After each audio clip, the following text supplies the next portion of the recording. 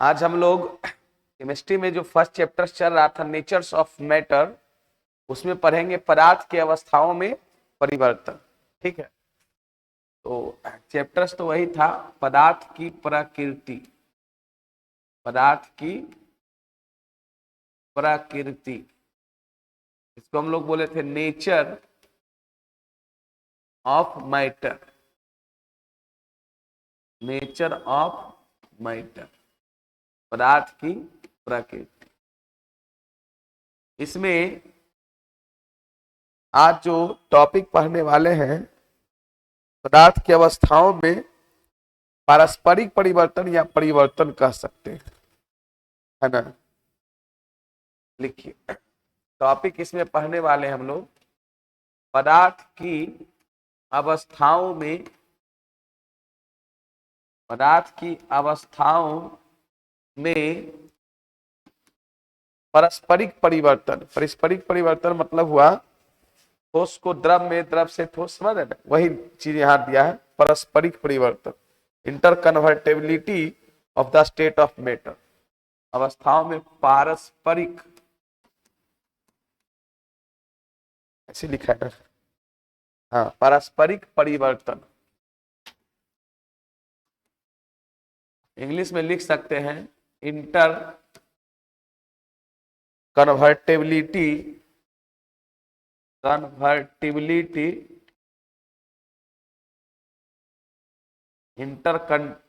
Convertibility of the states of the states of matter, of the states of matter. Inter convertibility का मतलब हुआ पारस्परिक परिवर्तन, है ना।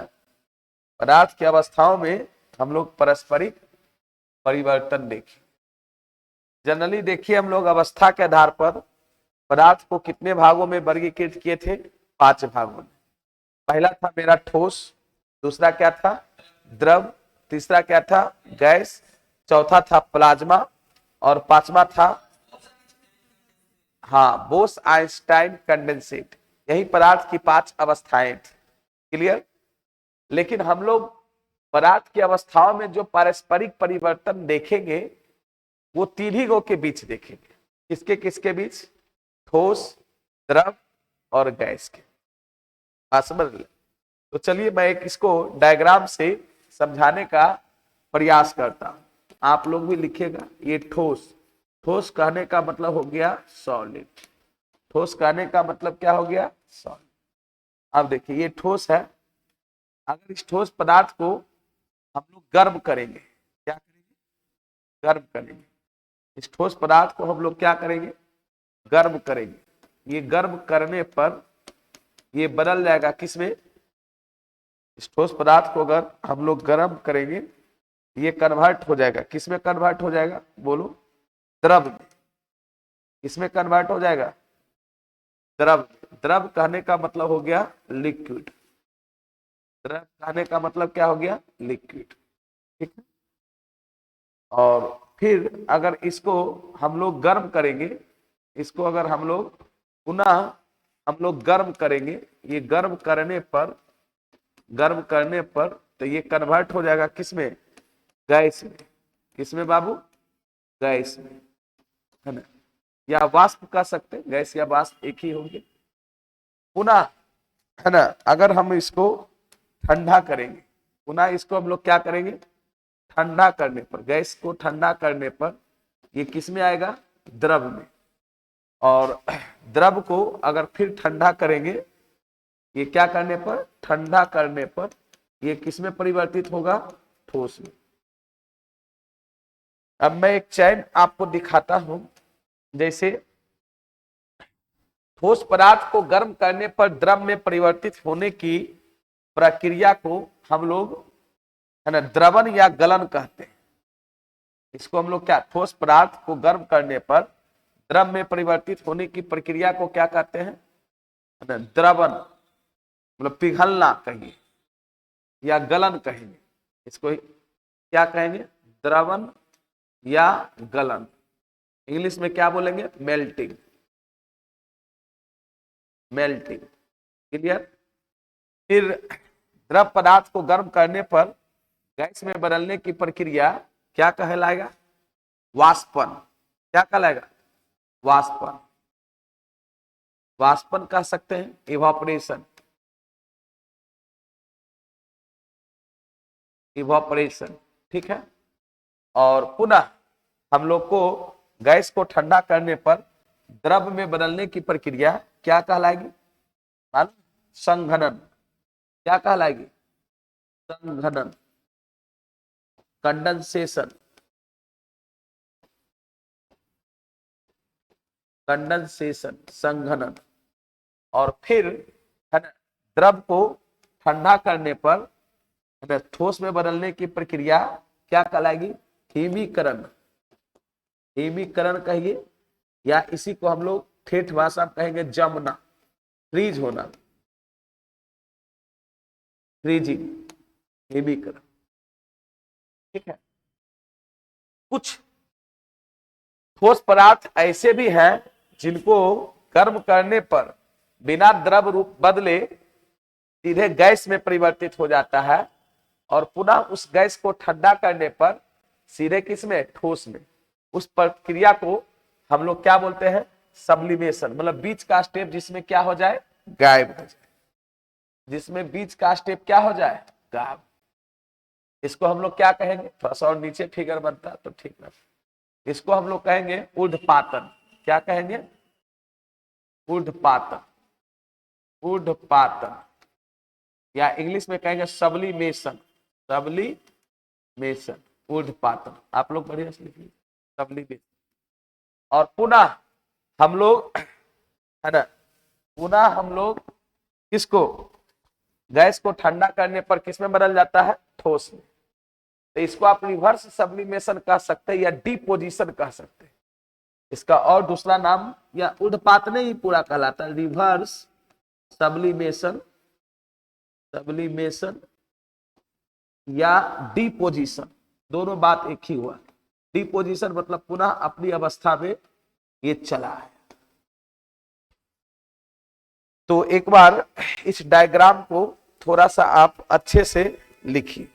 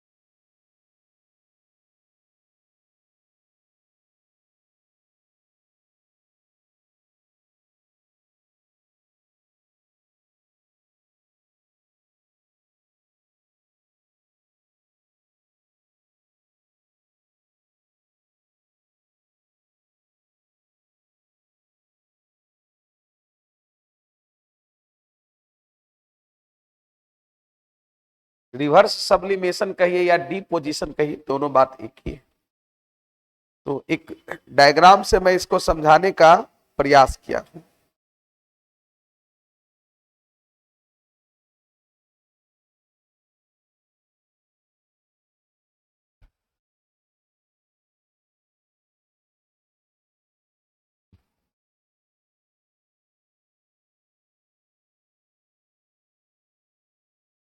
और बारी बारी से हम इसको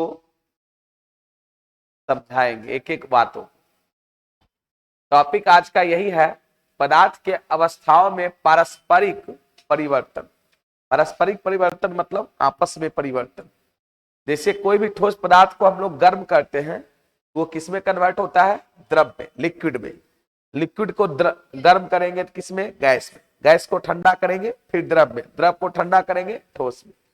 ठोस पदार्थ को है ना गर्म करने पर द्रव में बदलने की प्रक्रिया द्रवन या गलन कहलाती है। इसको इंग्लिश में क्या बोलते हैं? मेल्टिंग। किसी लिक्विड पदार्थ को गर्म करने पर गैस में या वाष्प में बदलने की क्रिया वाष्पन कहलाती है, इवापोरेशन। क्या बोलते हैं? इवोपरेशन, उसी को आप वाष्पीकरण भी कह सकते हैं प्रोसेस को। और किसी गैसियस पदार्थ को ठंडा करने पर द्रव में बदलने की प्रक्रिया संघनन कहलाती है, कंडेंसेशन, इंग्लिश में क्या बोलेंगे, कंडेंसेशन। और फिर पुनः द्रव को ठंडा करने पर ठोस में बदलने की प्रक्रिया हिमीकरण या जमना, इंग्लिश में बोलेंगे फ्रीजिंग। और वह प्रक्रिया जिसमें किसी ठोस पदार्थ को गर्म करने पर बिना द्रव रूप में बदले सीधे क्या, गैस में, और पुनः गैस को ठंडा करने पर, है ना, बिना द्रव रूप में बदले किसे में, ठोस में परिवर्तित हो जाता है, उसको हम लोग ऊर्ध्वपातन कहते हैं। आप इसको सब्लिमेशन कहें, इसको रिवर्स सब्लिमेशन कह सकते हैं, या डिपोजिशन, दोनों बात एक ही है।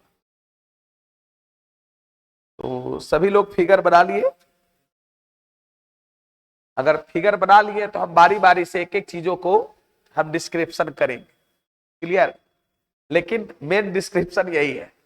अगर इस फिगर को, इस डायग्राम को अगर आप अच्छे से समझ गए तो परिभाषा तो इसी से बनेगा। अब कहेगा द्रवण क्या है, तो किसी ठोस पदार्थ को गर्म करने पर द्रव रूप में परिवर्तित होने की प्रक्रिया, प्रोसेस को हम लोग क्या कहेंगे, द्रवण कहेंगे। अब उसी में कहेगा द्रवनांक क्या है, मेल्टिंग पॉइंट क्या है। तो जिस न्यूनतम ताप पर कोई ठोस पदार्थ गर्म करने पर द्रव रूप में बदलता है, वो उसका क्या है, मेल्टिंग पॉइंट। आते समझ रहे ना? तो चलिए लिख लिए।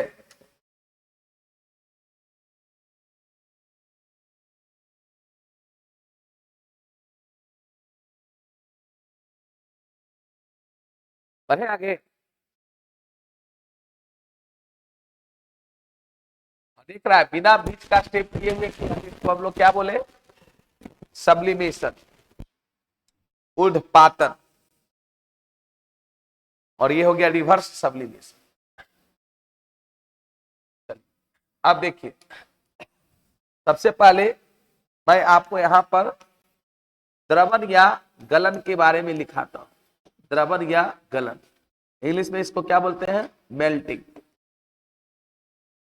द्रवण या गलन, देखिए तो सिंपल सी बात है, किसी ठोस पदार्थ को, किसी ठोस पदार्थ, ठोस पदार्थ मतलब सॉलिड सब्सटेंस, किसी ठोस पदार्थ को गर्म करने पर, किसी ठोस पदार्थ को गर्म करने पर, है ना, द्रव रूप में, किसी ठोस पदार्थ को गर्म करने पर द्रव के रूप में परिवर्तित, द्रव के रूप में परिवर्तित होने की प्रक्रिया, होने की प्रक्रिया द्रवण कहलाती है, द्रवण या गलन कहलाती है, मेल्टिंग कहलाती है। क्या बोलते हैं इंग्लिश में, मेल्टिंग, प्रक्रिया मेल्टिंग कहलाती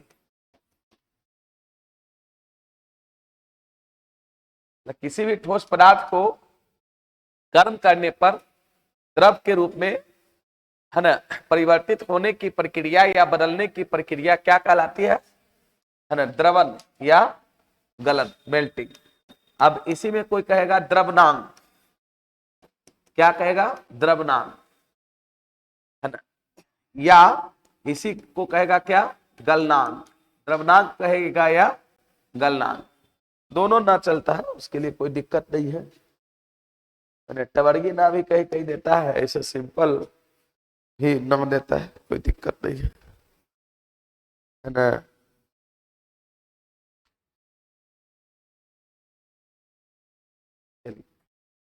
द्रवनांक या गलनांक, इंग्लिश में क्या बोलेंगे, मेल्टिंग पॉइंट, मेल्टिंग पॉइंट। तो सिंपल सी बात है, जिस टेम्परेचर पर यह प्रक्रिया होती है उसको हम लोग क्या कहते हैं, द्रवनांक।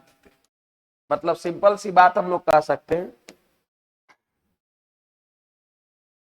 जिस न्यूनतम ताप पर, जिस न्यूनतम ताप पर,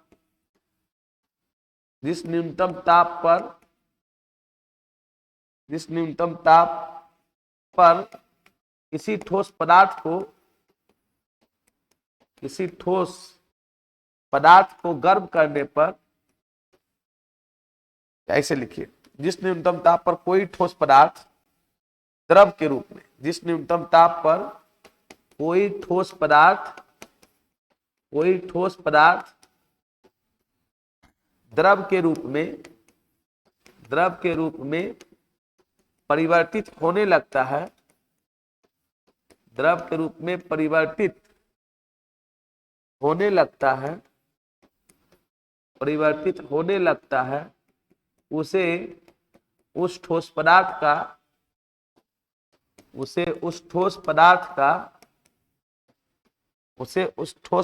का क्या कहते हैं? हाँ, द्रवनांक या गलनांक कहते हैं, मेल्टिंग पॉइंट, शॉर्ट में एमपी बोलते हैं, द्रवनांक या गलनांक कहते हैं। और अलग अलग सॉलिड सब्सटेंस का मेल्टिंग पॉइंट क्या होता है? अलग अलग। जैसे एग्जाम्पल के तौर पे हम लोग कह सकते हैं, हम लोग जानते भी होंगे, साधारण नमक, क्या बाबू? साधारण नमक, जिसको हम लोग बोलते हैं क्या? कॉमन साल्ट, NaCl का गलनांक हम लोग पढ़ाए थे। NaCl का जो गलनांक होता है या द्रवनांक होता है कितना? 815 डिग्री सेंटीग्रेड। और भी कह सकते हैं इसे बर्फ का, अगर आइस का गलनांक पूछेगा, आइस का गलनांक, तो आइस का गलनांक कितना होता है बताओ? आइस का गलनांक 0 डिग्री सेंटीग्रेड, है ना? तो अलग अलग सब्सटेंस का मेल्टिंग पॉइंट क्या होता है? अलग अलग।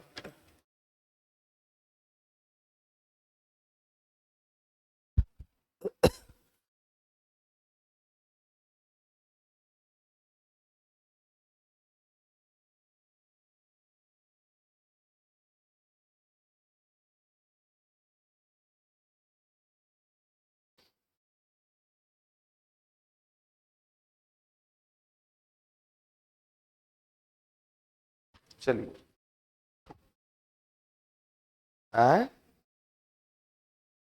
बर्फ अशुद्ध,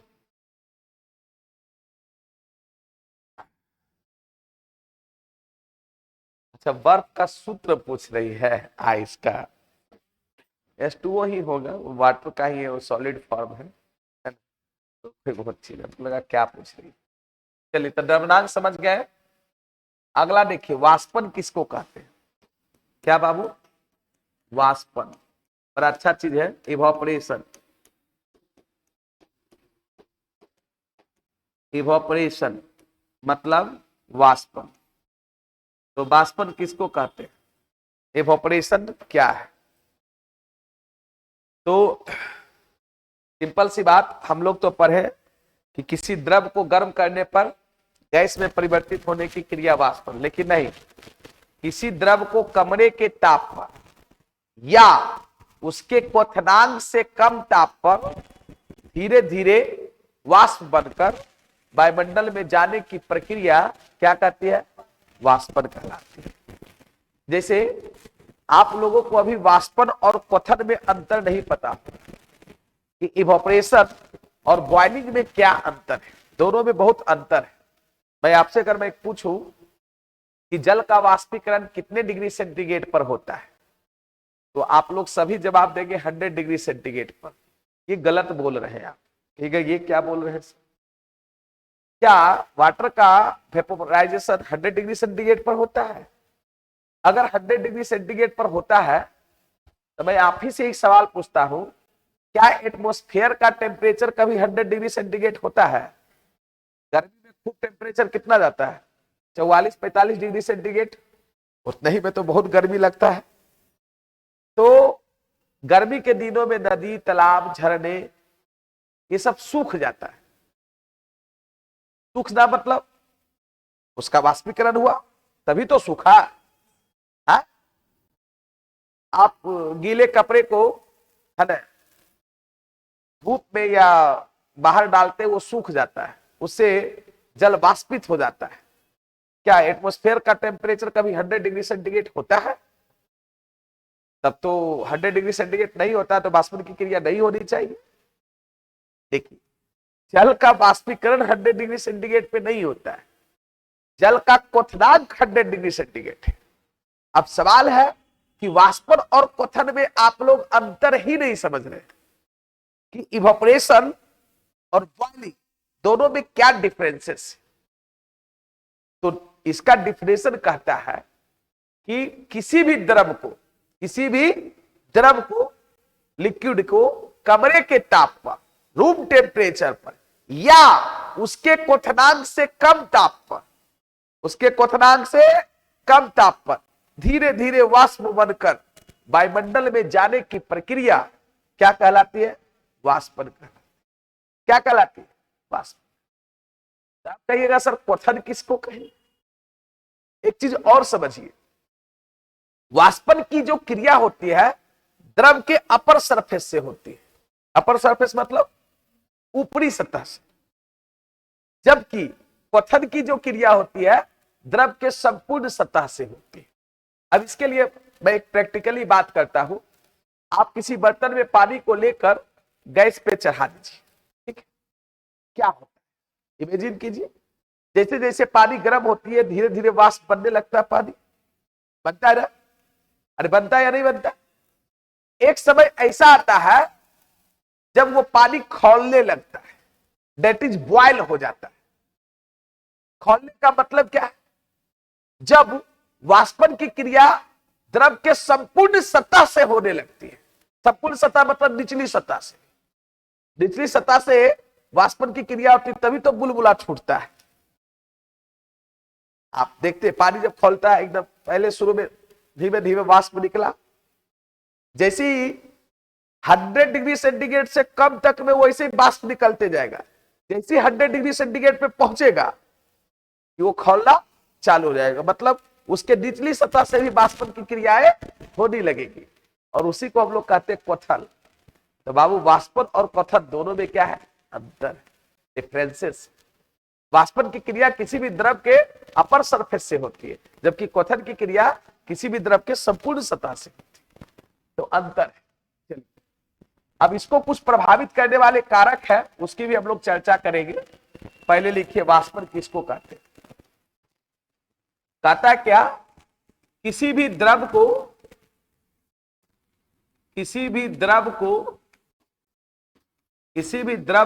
कमरे के ताप पर, कमरे के ताप मतलब रूम टेम्परेचर, किसी भी द्रव को कमरे के ताप पर या उसके क्वथनांक क्वथनांक मतलब क्या हो गया? बॉइलिंग पॉइंट बीपी, या उसके क्वथनांक से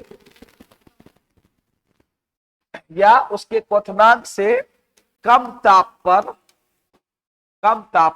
धीरे धीरे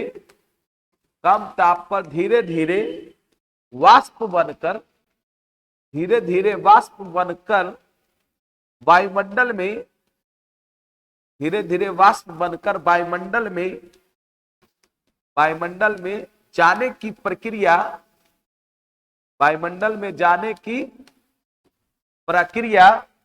क्या कहलाती है? वाष्पन कहलाती है। धीरे धीरे वायुमंडल में जाने की प्रक्रिया वाष्पन कहलाती है, इवापोरेशन कहलाती है।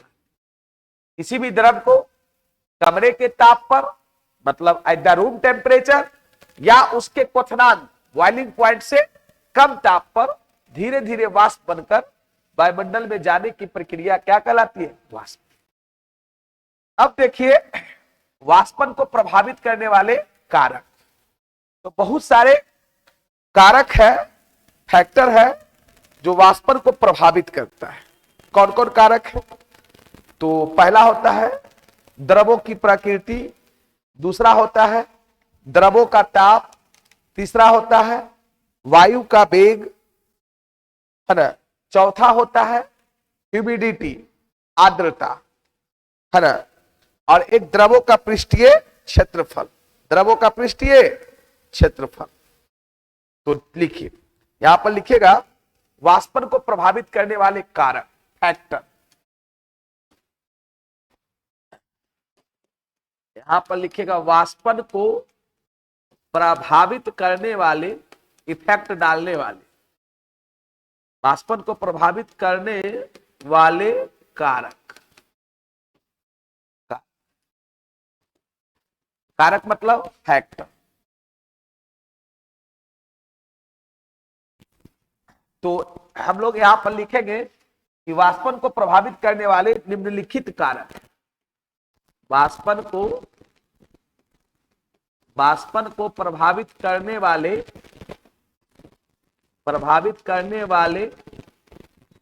निम्नलिखित कारक, वाष्पन को प्रभावित करने वाले निम्नलिखित कारक है, फैक्टर है।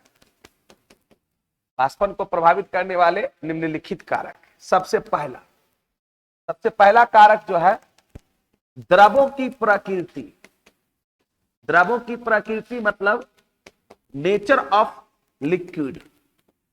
Nature of liquid. देखो, द्रवों की प्रकृति का मतलब क्या हुआ कि अलग अलग द्रवों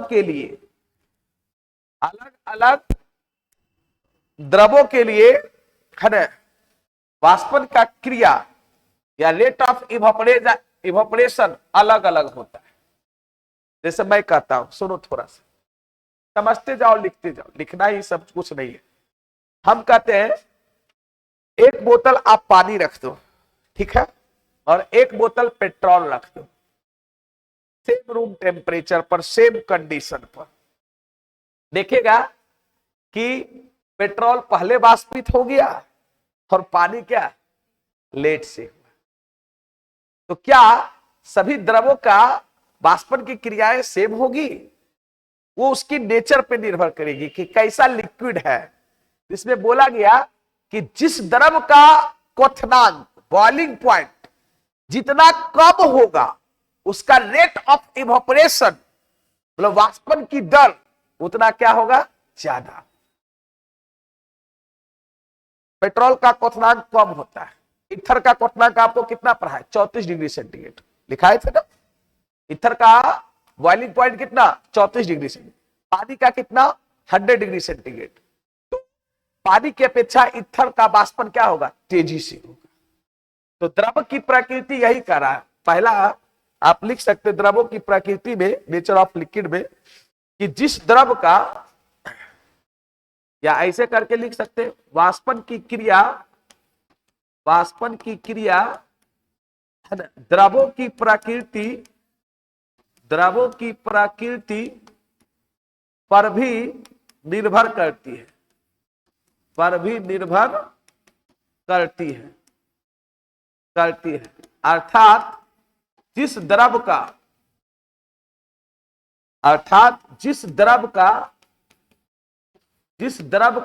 क्वथनांक मतलब बॉइलिंग पॉइंट, अर्थात जिस द्रव का क्वथनांक जितना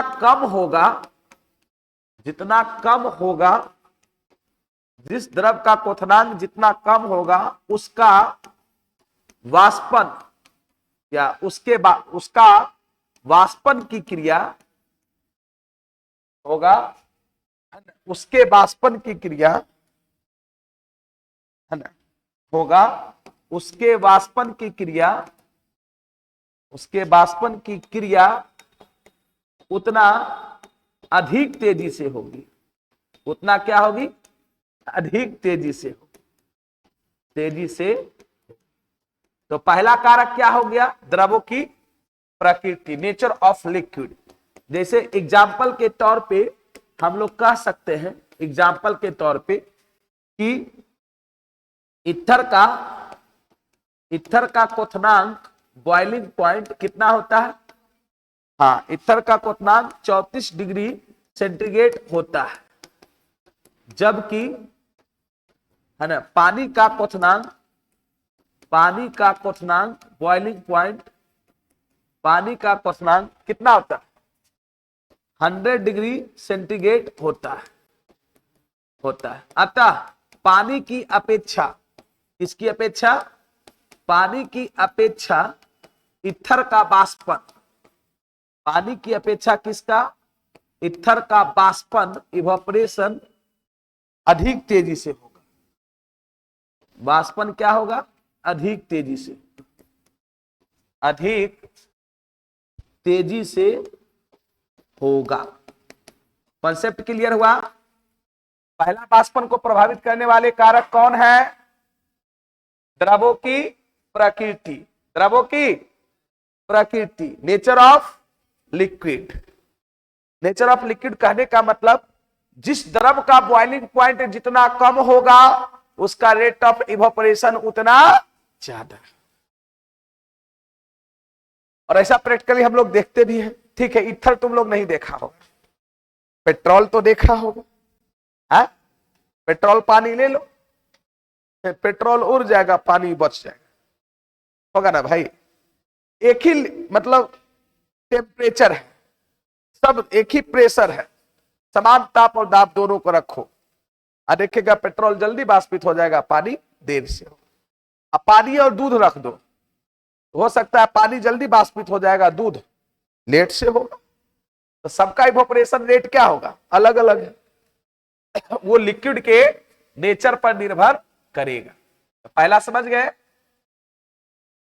दूसरा फैक्टर इसका जो है वाष्पन को प्रभावित करने वाले दूसरा कारक है द्रवों का ताप। द्रवों का ताप, ये तो एकदम मेन बात है। Temperature, temperature of liquid, temperature of liquid. तो वाष्पन की क्रिया है ना, लिक्विड के टेम्परेचर पर भी निर्भर करेगा, द्रव के ताप पर भी निर्भर करेगा। जिस द्रव का टेम्परेचर जितना ज्यादा होगा उसका रेट ऑफ इवोपरेशन उतना क्या होगा? ज्यादा होगा। मानो सेमे द्रव है, दोनों पानीय है, एक 20 डिग्री सेंटीग्रेड पर है और दूसरा 40 डिग्री सेंटीग्रेड पर। तो 40 डिग्री सेंटीग्रेड पर जो पानी होगा उसका रेट ऑफ इवोपरेशन क्या होगा? ज्यादा। और ऐसे भी सोचो ना भाई, गर्मी के दिनों में कपड़े जल्दी सूख जाते हैं, ऐसा क्यों? क्योंकि वायुमंडल का टेम्परेचर क्या होता है? ज्यादा होता है। टेम्परेचर ज्यादा होता है तो रेट ऑफ इवोपरेशन ज्यादा होता है, जल्दी सूख जाते हैं कपड़े। ठंड के दिनों में उसकी अपेक्षा क्या होता है? लेट से सूखता है, क्योंकि रेट ऑफ इवोपरेशन क्या होता है? कम होता है। तो वाष्पन की क्रिया जो है द्रव के ताप पर भी निर्भर करता है। लिखिए, यहां पर लिख सकते हैं कि वाष्पन की क्रिया, वाष्पन की क्रिया द्रव के ताप, टेम्परेचर ऑफ लिक्विड, द्रव के ताप पर भी निर्भर करता है। वाष्पन की क्रिया द्रव के ताप पर भी निर्भर करता है। अर्थात जिस द्रव का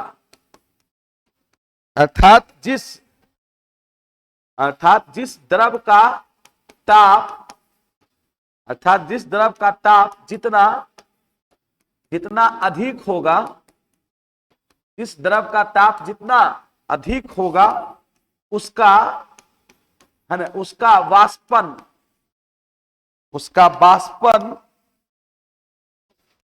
वाष्पन उतनी अधिक तेजी से हो, उसका वाष्पन उतनी अधिक तेजी से होगा, तेजी से होगा, है ना। द्रवों का ताप, टेम्परेचर ऑफ लिक्विड।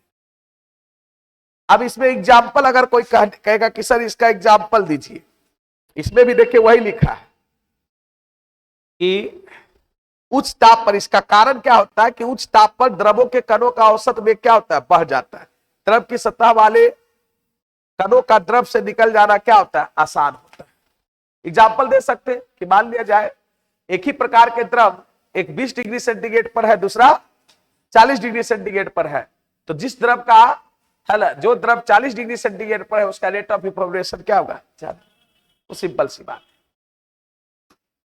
तीसरा इसका है द्रवों का पृष्ठीय क्षेत्रफल।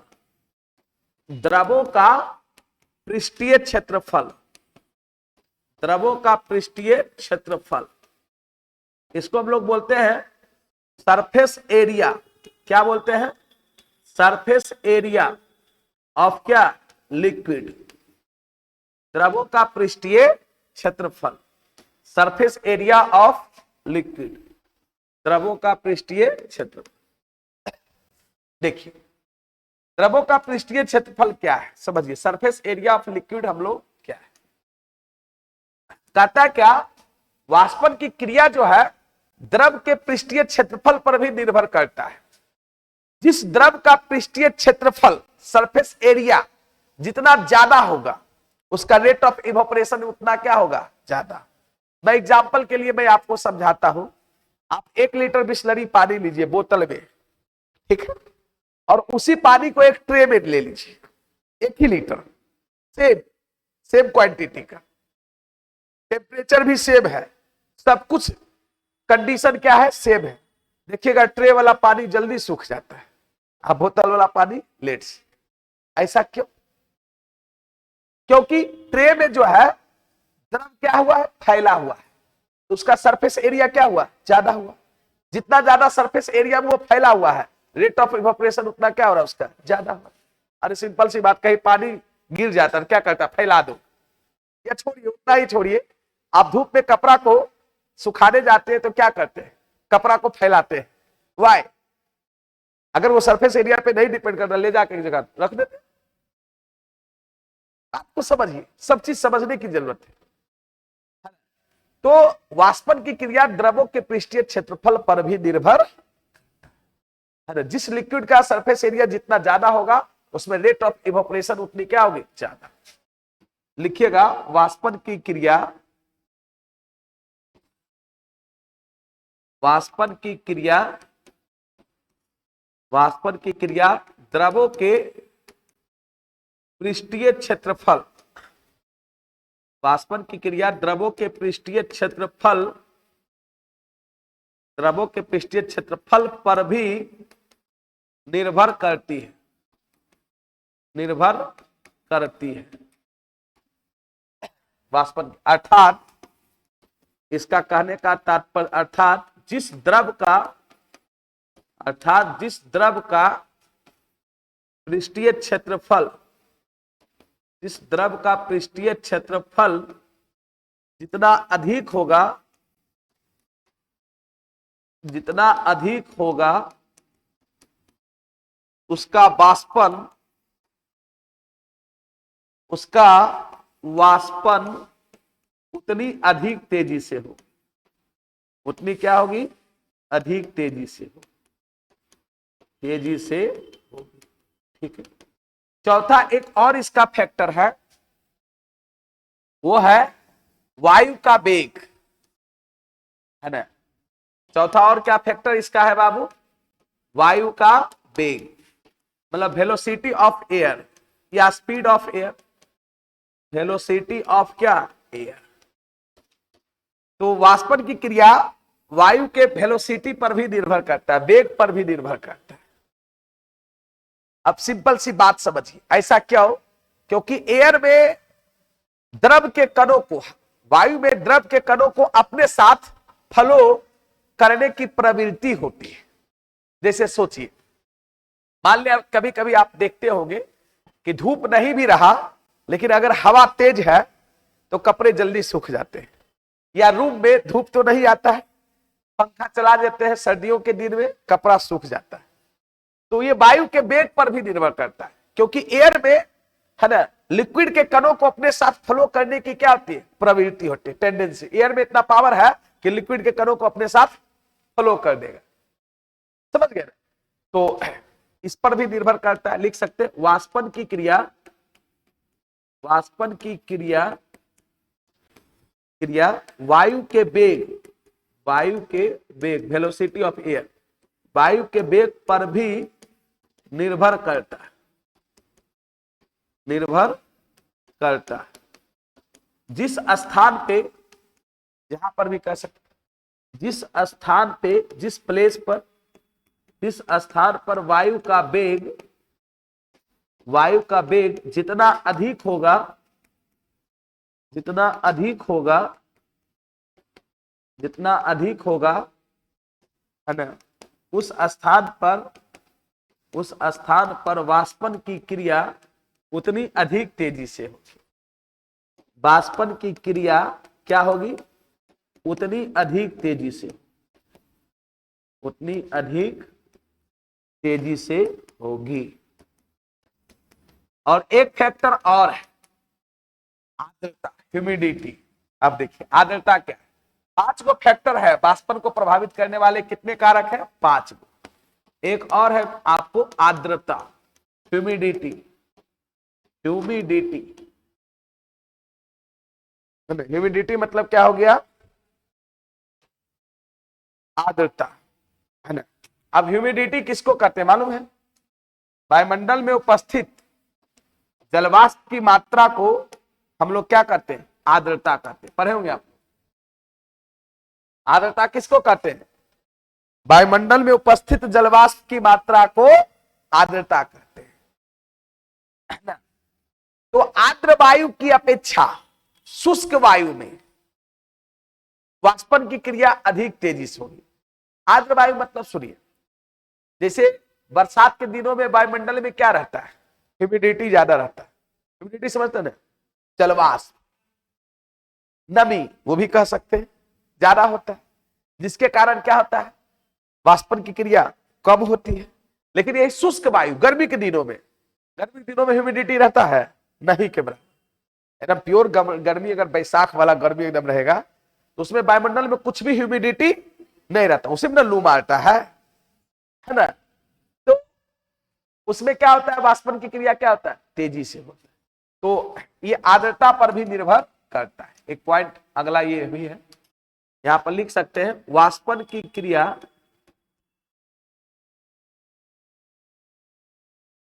द्रवों के वाष्पन की क्रिया लिखते थे।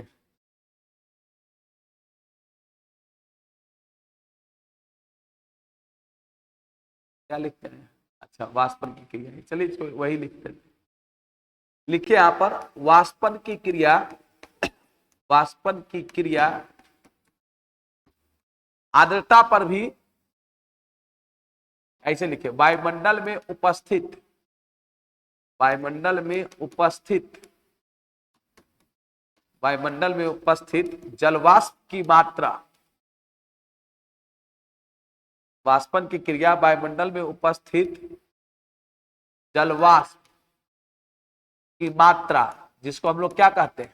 आर्द्रता। आर्द्रता का डिफिनेशन यही हुआ। अगर कोई कहेगा आर्द्रता क्या है, तो वायुमंडल में उपस्थित जलवाष्प की मात्रा।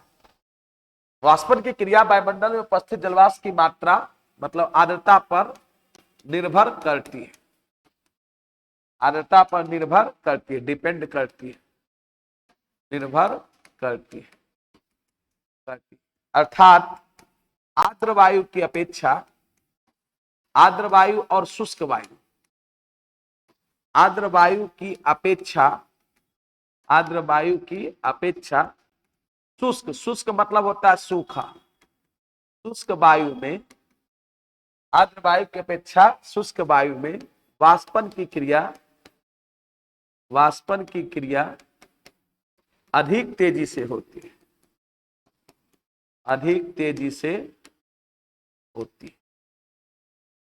तो मुझे लगता है अब आप लोग वाष्पन को, इवोपरेशन को अच्छी तरीका से समझ गए होंगे। शुष्क ड्राई एयर और एगो आर्द्र मतलब ह्यूमिडिटी एयर कह सकते हैं, और क्या? ह्यूमिड एयर लिखता है, आर्द्र को इसमें ह्यूमिड बोलते हैं, HUMID।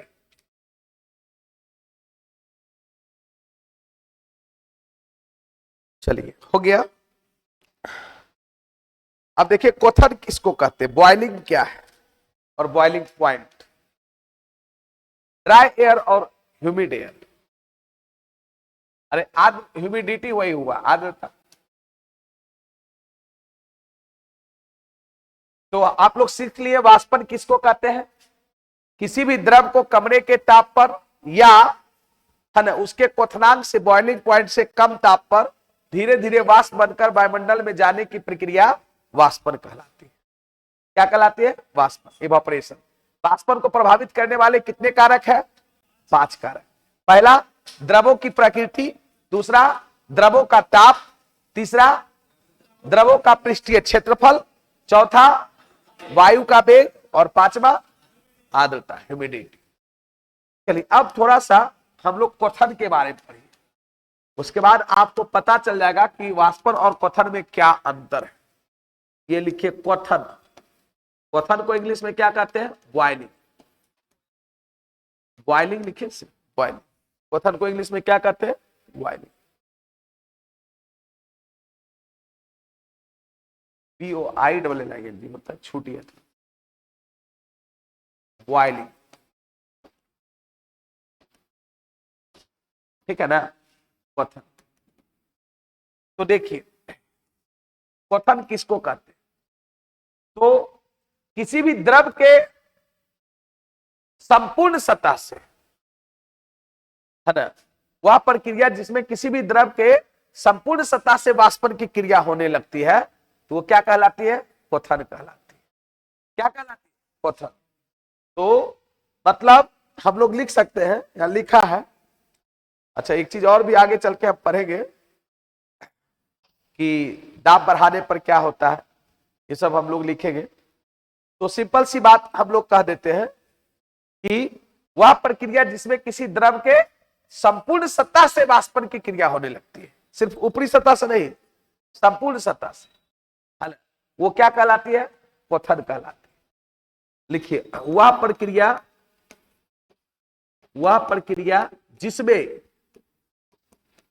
प्रक्रिया जिसमें किसी द्रव के संपूर्ण सतह मतलब टोटल सरफेस, किसी द्रव के संपूर्ण सतह टोटल सरफेस, है ना, संपूर्ण सतह से वाष्पन की क्रिया होने लगती है, वाष्पन की क्रिया होने लगती है ना, क्वथन कहलाती है। क्या कहलाती है? क्वथन, बॉइलिंग। क्वथन कहलाती, बॉइलिंग कहलाती। वह प्रक्रिया जिसमें किसी द्रव के संपूर्ण सतह से वाष्पन की क्रिया होने लगती है, वो क्या कहलाती है? क्वथन। और यही अगर क्वथनांक की बात करेंगे, क्या बात करेंगे? क्वथनांक, बॉइलिंग पॉइंट, बॉइलिंग पॉइंट, क्वथनांक। तो जिस न्यूनतम ताप पर, बस खाली यहां टेम्परेचर लग जाएगा, क्या लग जाएगा? टेम्परेचर। जिस न्यूनतम ताप पर किसी द्रव के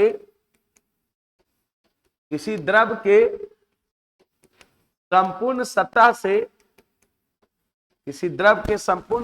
से वाष्पन की क्रिया, जिस न्यूनतम ताप पर किसी द्रव के संपूर्ण सतह से वाष्पन की क्रिया होने लगती है, उसे उस द्रव का क्या कहते हैं? क्वथनांक कहते हैं, बॉइलिंग पॉइंट कहते हैं। उसे उस द्रव का क्वथनांक कहते हैं। जैसे एग्जाम्पल के तौर पे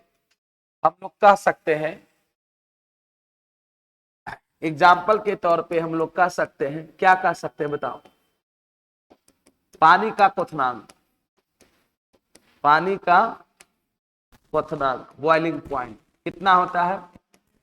100 डिग्री सेंटीग्रेड होता है। उसी प्रकार से और भी जिसका भी कह सकते हैं। ईथर का क्वथनांक अभी लिखे, ईथर का क्वथनांक, बॉइलिंग पॉइंट कितना होता है? 34 डिग्री सेंटीग्रेड। अलग अलग लिक्विड का बॉइलिंग पॉइंट क्या है? अलग अलग।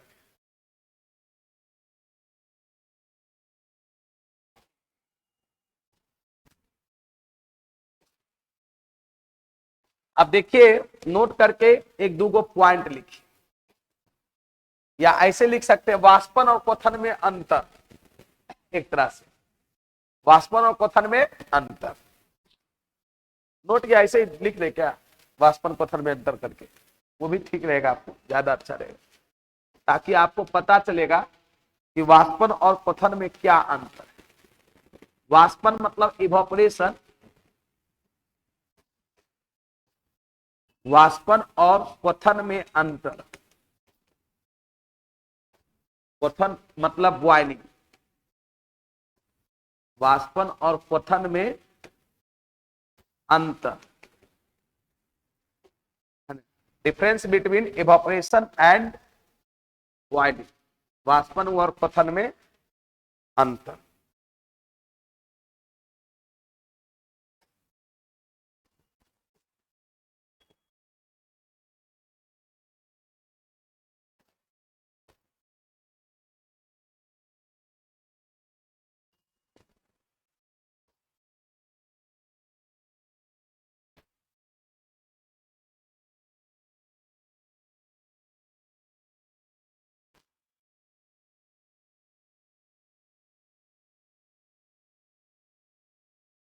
चलिए, तो वाष्पन और क्वथन में क्या अंतर है? तो सबसे पहले हम लोग कह सकते हैं, पहला अंतर एक तरह से कि वाष्पन की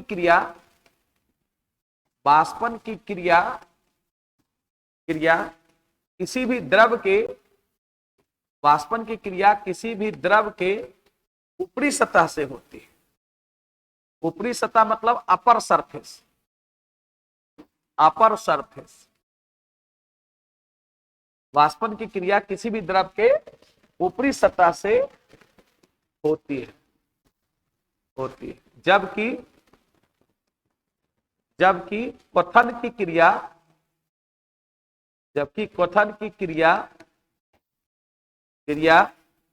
है ना, जबकि क्वथन की क्रिया किसी भी द्रव के संपूर्ण सतह से होती है। किसी भी द्रव के क्या होती है? संपूर्ण सतह, टोटल सरफेस, संपूर्ण सतह से होती है। पहला अंतर तो आपको ये। दूसरा अंतर है कि किसी द्रव के वाष्पन की क्रिया किसी द्रव के वाष्पन की क्रिया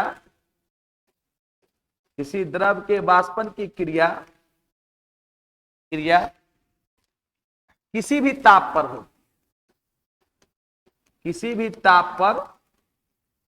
होती है। न कमरे के ताप पर या उसके क्वथनांक से कम ताप पर, वो किसी भी ताप पर होती है। जबकि किसी द्रव के क्वथन की क्रिया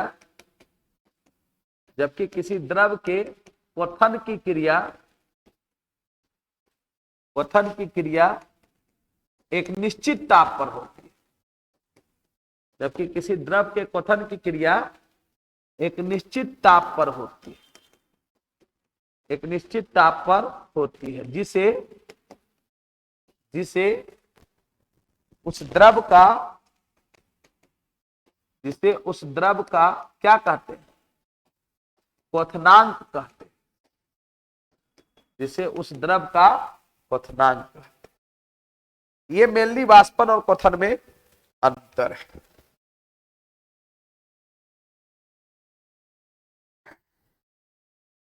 बेसिक चीजें, लेकिन हर एक चीजों को जानना बहुत जरूरी होता है।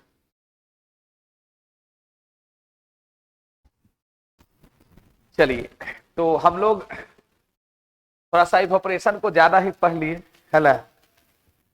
अब आते हम लोग क्या चीज पर? संघनन पर। किस पर?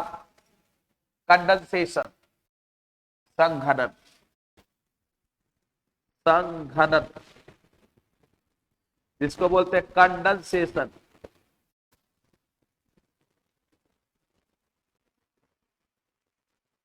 संघनन।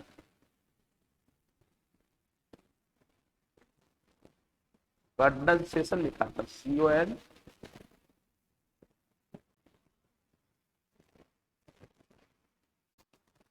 कंडेंसेशन कैसे लिखा था?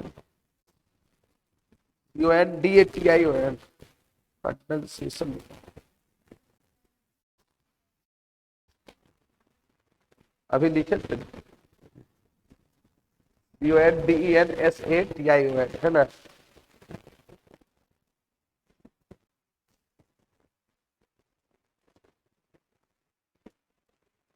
DENSATION, कंडेंसेशन, संघनन। देखो, संघनन किसको कहते हैं? तो किसी भी गैस को ठंडा करने पर द्रव के रूप में बदलने की प्रक्रिया क्या कहलाती है? संघनन। सिंपल सा है।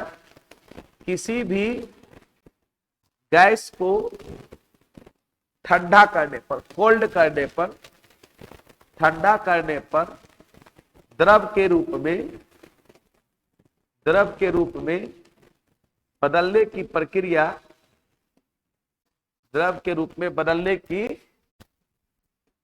प्रक्रिया क्या कहलाती है? संघनन कहलाती, प्रक्रिया संघनन कहलाती। किसी भी गैस को ठंडा करने पर द्रव के रूप में बदलने की प्रक्रिया क्या कहलाती है? संघनन। और दूसरा अगला क्या था आपका?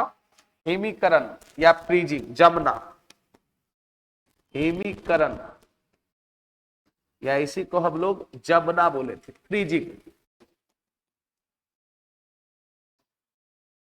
तो किसी द्रव को ठंडा करने,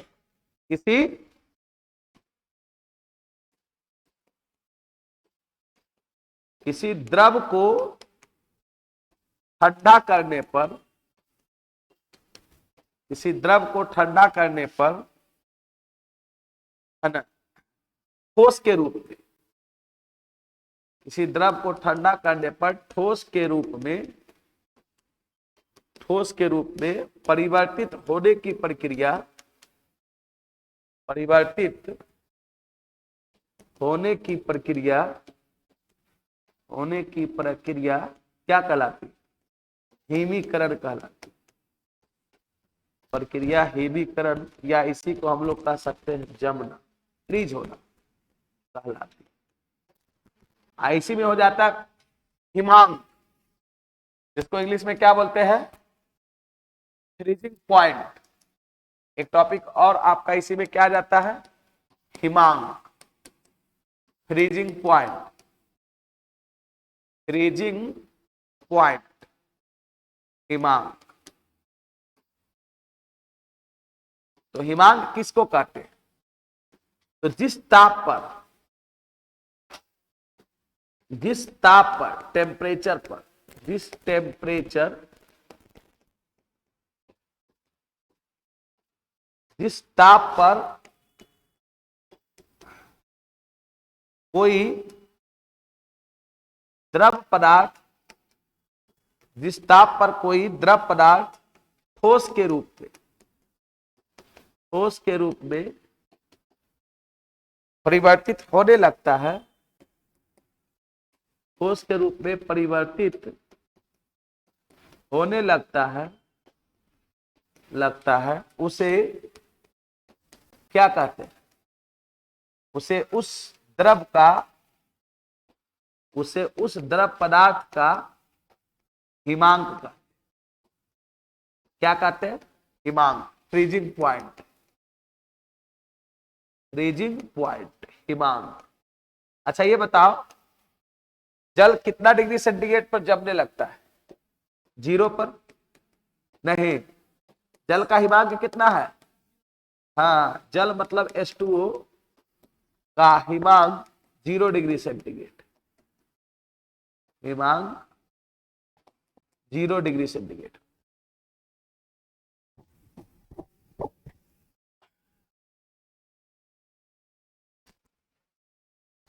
तो सारा तो कन्वर्सन लिख दिए। एक होता ऊर्ध्वपातन के बारे में। किसके बारे में? सब्लिमेशन।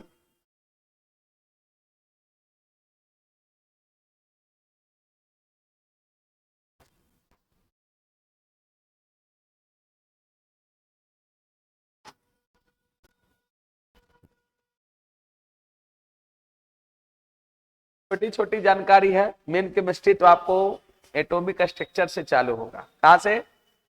एटॉमिक स्ट्रक्चर, परमाणु संरचना। चलिए लिखे एक ऊर्ध्वपातन। हाथ दर्द कर गया क्या?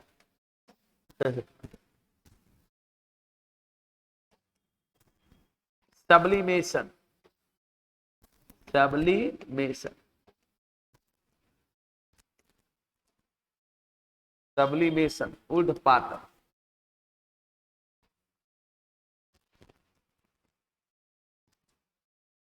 देखिए कहता वह प्रक्रिया, वैसा प्रोसेस, वह प्रक्रिया जिसमें किसी ठोस पदार्थ, वह प्रक्रिया जिसमें किसी ठोस पदार्थ को गर्म करने पर, हीट करने पर बिना द्रव रूप में बदले, बिना द्रव रूप में बदले सीधे सीधे वाष्प में परिवर्तित हो जाता है, सीधे वाष्प में परिवर्तित हो जाता है और पुनः वाष्प को ठंडा करने पर, और पुनः वाष्प को ठंडा करने पर बिना द्रव रूप में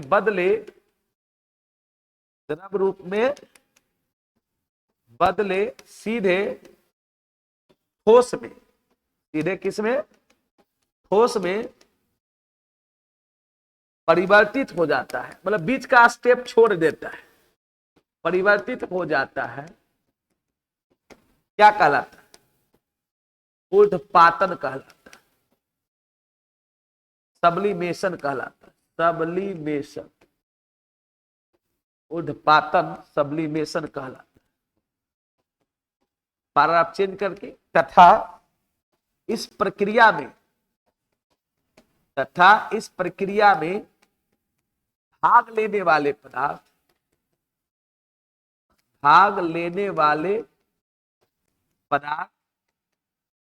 सब्लिमेट कहलाते, ऊर्ध्वपात कहलाते, ऊर्ध्वपात, सब्लिमेट,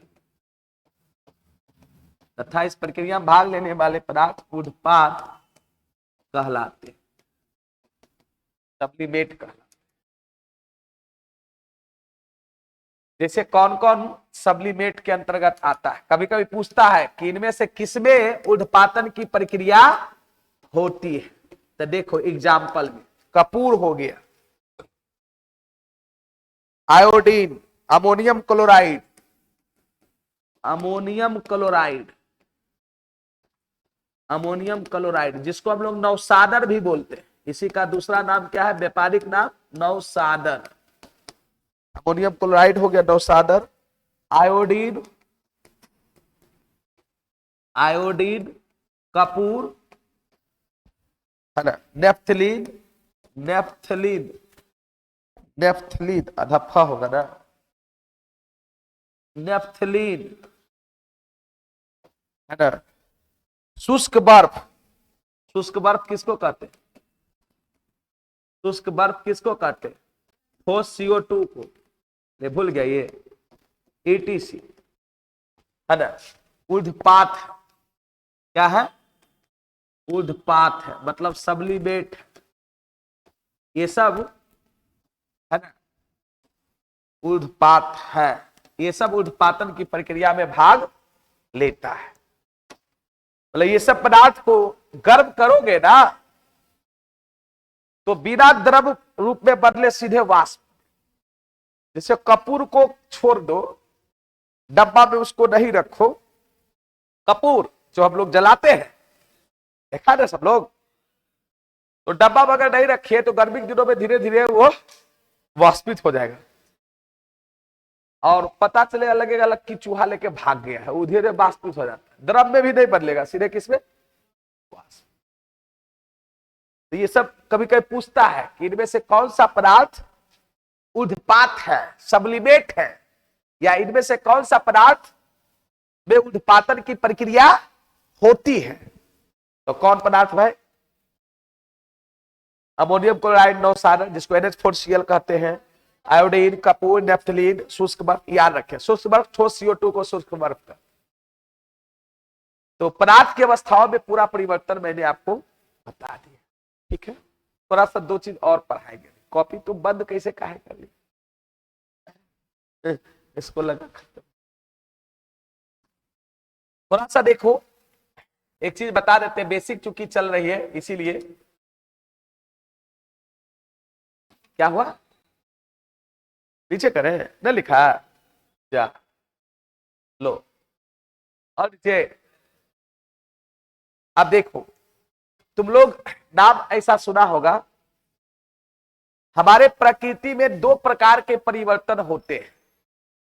एक का नाम है भौतिक परिवर्तन और दूसरे का नाम है रासायनिक। एक फिजिकल चेंज, दूसरा केमिकल चेंज। भौतिक परिवर्तन किसको कहते हैं? तो जनरली आप लोग कहते हैं कि वैसा परिवर्तन जिसको पुनः अपनी अवस्थाओं में लाया जा सके, ये उसकी प्रॉपर्टी है, ये डिफिनेशन नहीं है।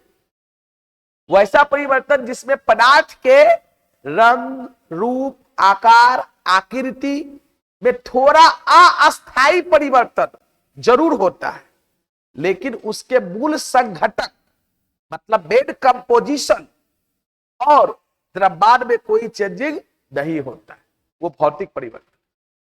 जैसे जल को बर्फ में बदलना, समझिएगा, जल को बर्फ में बदलना, मोमबत्ती का पिघलना, ये भौतिक परिवर्तन है। ऐसा क्यों? जल अगर बर्फ में बदलेगा तो उसके रंग, रूप, आकार ये सब में परिवर्तन होगा, लेकिन क्या उसका मूल संघटक में परिवर्तन होगा? मेन कंपोजिशन में नहीं। उसके द्रव्यमान में कोई चेंजिंग होगा? नहीं। 1 केजी वाटर का अगर तुम आइस में परिवर्तित करोगे 1 केजी होगा, वॉल्यूम भले बढ़ जाएगा। आपको मालूम होगा पानी जब बर्फ में बदलती है तो उसका आयतन बढ़ता है, लेकिन और भी ठोस पदार्थ जब द्रव ठोस में बदलता है तो आयतन घटता है, क्योंकि बर्फ की डेंसिटी कम हो जाती है। इसी कारण ना द्रव्यमान में चेंजिंग नहीं होगा। मोमबत्ती को तुम पिघलाओगे, अब भाई ठोस आकार का था, हो जाएगा क्या लिक्विड में? रंग, रूप, आकार ये सब चेंज होगा, लेकिन क्या उसका मूल संघटक मेन कंपोजिशन और मास में कोई चेंजिंग होगा? नहीं। जबकि रासायनिक परिवर्तन में क्या होता है? वैसा परिवर्तन जिसमें पदार्थ के रंग, रूप, आकार, आकृति के साथ साथ उसके मूल संघटक और द्रव्यमान में भी चेंजिंग हो जाता है। इसी कारण से रासायनिक परिवर्तन में पदार्थ को पुनः अपनी अवस्थाओं में नहीं ला सकते, जबकि भौतिक परिवर्तन में पदार्थ को पुनः अपनी अवस्थाओं में लाया जा सकता है। पानी से बर्फ बदलिए, बर्फ से पानी बदलिए, ये चलते रहेगा। बातें समझ रहे? अब रासायनिक परिवर्तन में क्या है? जैसे मोमबत्ती का जलना, अब मोमबत्ती जल जाएगा तो वो किस में बदल जाएगा? उष्मा और प्रकाश दे देगा, उसका द्रव्यमान चेंज होगा? नहीं होगा। दूध का दही में बदलना रासायनिक परिवर्तन है। दूध एक बार दही में बदल जाएगा, फिर दूध में बदल सकते हैं। उसका मास भी चेंज करता है। 1 केजी दूध से कभी 1 केजी दही बनेगा? नहीं बनेगा, आप नाप लीजिएगा। उसका मास भी चेंज करता है। पेड़ पौधे, जीव जंतुओं का विकास, आप लोगों का विकास, आपके रंग, रूप, आकृति सब में चेंजिंग हुआ, इसके साथ साथ मास में भी चेंजिंग होता है। आपका बचपना कभी लौट पाएगा? कभी नहीं। वो रासायनिक परिवर्तन है, केमिकल चेंज है। तो थोड़ा सा लिख लीजिए, लिख लीजिए, थोड़ा सा लिखिए, लिखिए। प्रकृति में दो प्रकार के परिवर्तन मतलब चेंजिंग। प्रकृति में 2 प्रकार के परिवर्तन होते हैं। पहला का नाम है भौतिक परिवर्तन। पहला का नाम क्या है? भौतिक परिवर्तन, फिजिकल चेंज। भौतिक परिवर्तन है ना। भौतिक परिवर्तन क्या है? भौतिक परिवर्तन सीधे हम लोग कह सकते हैं वैसा परिवर्तन जिसमें पदार्थ के रंग, रूप, आकार, आकृति है ना, ये सब में थोड़ा अस्थायी परिवर्तन। अस्थायी परिवर्तन समझते हैं ना? अस्थायी मतलब कुछ समय के लिए, अस्थायी मतलब कुछ समय के लिए जरूर होता है, लेकिन उसके मूल संघटक और द्रव्यमान में कोई परिवर्तन नहीं होता है। उसको हम लोग क्या बोलते हैं? भौतिक परिवर्तन। दिया नहीं, चलिए कोई बात, लिखिए, वैसा परिवर्तन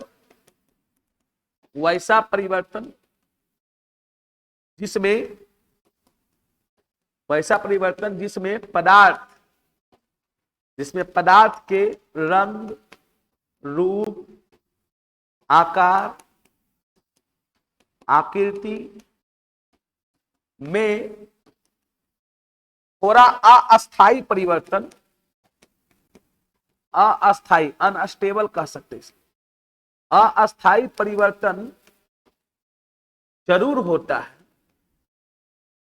होता है, लेकिन उसके मूल संघटक, मेन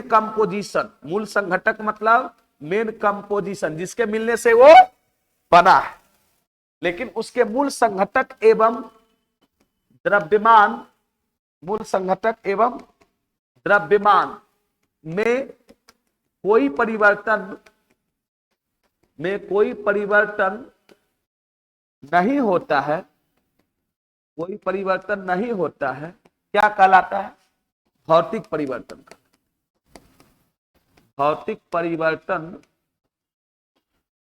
परिवर्तन कहलाता है। जैसे एग्जाम्पल में देखिए, एग्जाम्पल में आप कह सकते हैं पानी का बर्फ में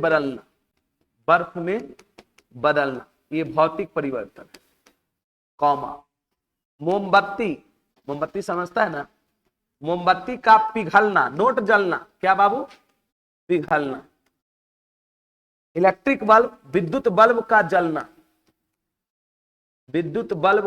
जलना, एटीसी, ये सब भौतिक परिवर्तन। नोट करके यहां पे पॉइंट लिख सकते हैं कि भौतिक परिवर्तन में पदार्थ को पुनः अपनी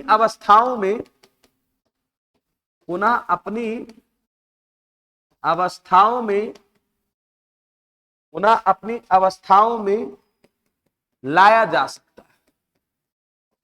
भौतिक परिवर्तन में पदार्थ को पुनः अपनी अवस्थाओं में लाया।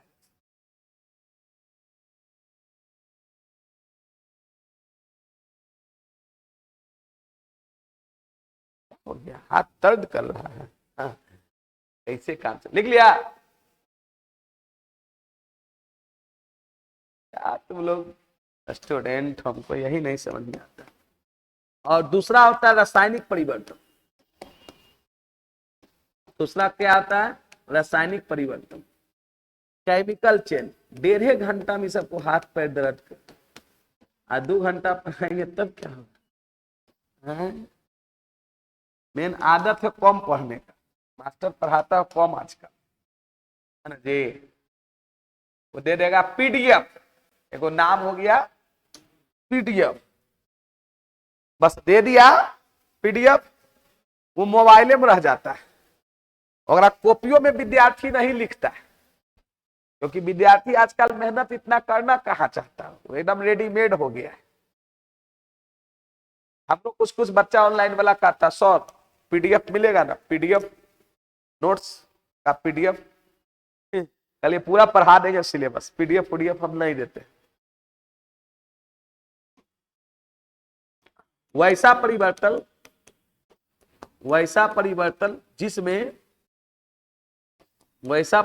जिसमें पदार्थ के रंग, रूप, आकृति के साथ साथ, वैसा परिवर्तन जिसमें पदार्थ के रंग, रूप, आकार, आकृति में परिवर्तन के साथ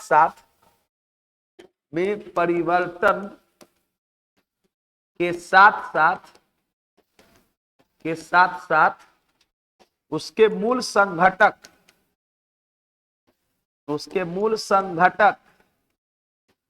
एवं द्रव्यमान द्रव्यमान में भी एवं द्रव्यमान में भी परिवर्तन होता है, परिवर्तन होता है, रासायनिक परिवर्तन कहलाता है, रासायनिक परिवर्तन कहलाता है। क्या कहलाता है? रासायनिक परिवर्तन कहलाता है। जैसे एग्जाम्पल के तौर पे हम लोग लिख सकते हैं, दूध का दही में बदलना, दूध का दही में बदलना। दूसरा, मोमबत्ती का जलना, मोमबत्ती का जलना, नोट पिघलना, यहां जलना लिख रहे। पेड़ पौधे एवं जीव जंतुओं का विकास, पेड़ पौधे एवं जीव जंतुओं का विकास, डेवलपमेंट, ये सब रासायनिक परिवर्तन है, एटीसी। इसमें पदार्थ को पूरा अपनी अवस्थाओं में नहीं ला सकते। रासायनिक परिवर्तन में, रासायनिक परिवर्तन में पदार्थ को पुनः अपनी अवस्थाओं में, पुनः अपनी अवस्थाओं में नहीं लाया जा सकता, नहीं लाया जा सकता है। मेन कंपोजिशन, जिसके मिलने से, मेन कंपोजिशन, मूल मतलब मेन, संघटक मतलब कंपोजिशन, जिसके मिलने से वो बना है, उसमें भी चेंजिंग आ जाता है ना, जबकि भौतिक परिवर्तन में ऐसा कोई चेंजिंग नहीं आता। तो आपका जो नेचर ऑफ मैटर था वो लगभग आपका समाप्त। चलिए अब अगले क्लास देखें।